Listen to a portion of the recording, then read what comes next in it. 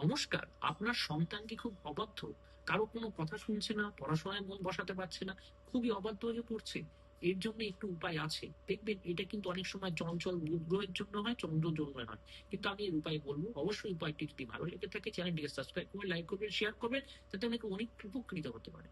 আপনারা কি করবেন, প্রত্যেক সোমবার দিনকে আপনাদের যখন ছেলেমেয়েরা যখন চান করবে বা স্নান করবে, যখন তখন সে স্নানের জলে একটুখানি দুধ মিশিয়ে দেবেন, একটু কাঁচা হলুদ মিশিয়ে দেবেন, অথবা গুঁড়ো হলুদ হলেও চলবে, একটু সঙ্গে কর্পূরের গুঁড়ো মিশিয়ে দেবেন। এরকম করে আপনারা 21 বার চান করাবেন এবং ওম গং গণপতায় নমঃ এই মন্ত্রটি 11 বার জপ করাবেন। এবং তার হাতে আপনার একটি হলুদ সুতো বেঁধে রাখবেন। দেখবেন, ডান হাতে, মেয়েরা হলে বাম হাতে, ছেলেরা হলে ডান হাতে হলুদ সুতো বেঁধে রাখবেন। দেখবেন আপনাদের ছেলে মেয়েরা আপনাদের কথা শুনবে, পড়াশোনায় মনোযোগ বাড়বে এবং পরীক্ষায় অনেক অনেক অনেক উন্নতি তারা লাভ করবে। নমস্কার।